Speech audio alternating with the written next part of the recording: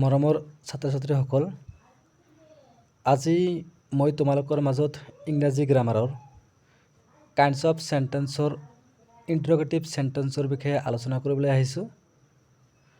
আশা কৰোঁ তোমালোক সকলোৱে মোৰ এই ভিডিঅ'টো মনোযোগ সহকাৰে চাবা। আজিৰ টপিকটো হ'ল ইণ্টাৰগেটিভ চেণ্টেন্স। ইণ্টাৰগেটিভ চেণ্টেন্স মানে প্ৰশ্নবোধক বাক্য, যিটো বাক্যই আমাক প্ৰশ্ন কৰে আৰু এই প্ৰশ্নবোধক বাক্যবিলাকক আমি ইণ্টাৰগেটিভ চেণ্টেন্স বুলি কওঁ। আৰু এই ইণ্টাৰগেটিভ চেণ্টেন্সবিলাক আমাৰ নোট অফ ইণ্টাৰগেশ্যন চাইনেৰে শেষ হয় আৰু এই চেণ্টেন্সবিলাক আমাৰ সাধাৰণতে অক্সিলাৰী ভাৰ্ব আৰু WH কুৱেশ্যনেৰে আৰম্ভ হয়। আমি ইণ্টাৰগেটিভ চেণ্টেন্স বুলিলে সদায়ে আমি এটা প্ৰশ্নবোধক বাক্যক বুজোঁ।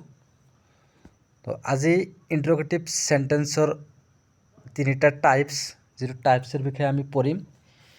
ইয়াতে ইণ্টাৰগেটিভ চেণ্টেন্সৰ তিনিটা টাইপছ দিয়া আছে। তাৰ প্ৰথম যিটো টাইপছ আছে এইটো হ'ল ইয়েছ ন' কুৱেশ্যন। আমাৰ যিবিলাক প্ৰশ্ন সোধা হয় সেই চেণ্টেন্সবিলাক আমাৰ তিনি ধৰণে হয়। এটা হ'ল ইয়েছ ন' কুৱেশ্যন, যিটো আছে আমাৰ যিটো এনচাৰ আমাৰ ইয়েছ ন'ৰে হ'ব।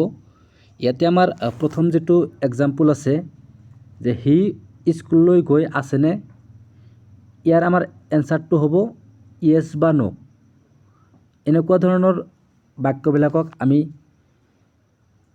ইয়েছ ন' কুৱেশ্যন বুলি কওঁ।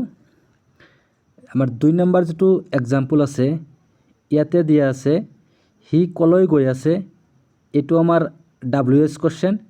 এইটো আমাৰ যিটো কুৱেশ্যন কৰিব লাগে এইটো WHৰে কৰিব লাগে। 3 নম্বৰ যিটো টাইপছ আছে ইয়াতে আছে টেক কুৱেশ্যন। সি স্কুললৈ গৈ আছে, ইয়াতে কুৱেশ্যনটো হৈছে সি গৈ আছেনে। এনেকুৱা ধৰণৰ কুৱেশ্যনবিলাকক আমি টেক কুৱেশ্যন বুলি কওঁ। যে আমাৰ যিটো ইণ্টাৰগেটিভ আছে এই ইণ্টাৰগেটিভৰ তিনিটা টাইপছ আছে। প্ৰথমটো টাইপছ হ'ল ইয়েছ ন' কুৱেশ্যন, দ্বিতীয়টো টাইপছ হ'ল WH কুৱেশ্যন আৰু তৃতীয়টো টাইপছ হ'ল টেক কুৱেশ্যন।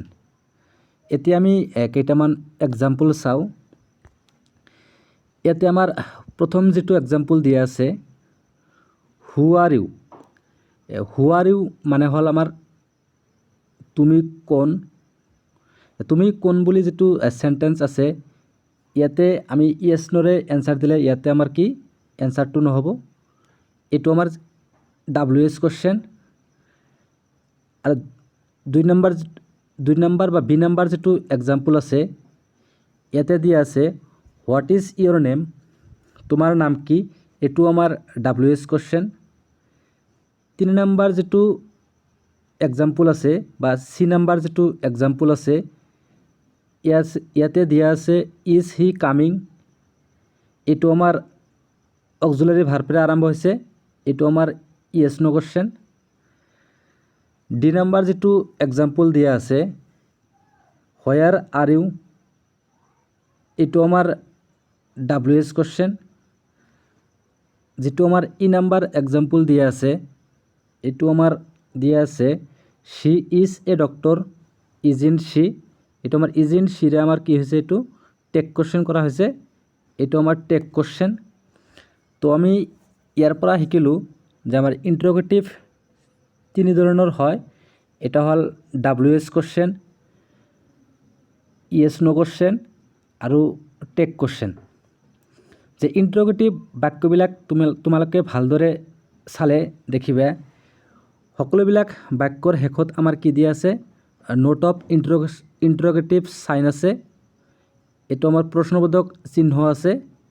আৰু আমাৰ বাক্যবিলাকৰ প্ৰথমত WH কুৱেশ্যন, অক্সিলাৰী ভাৰ্ব এইবিলাকেৰে আমাৰ ষ্টাৰ্ট হৈছে।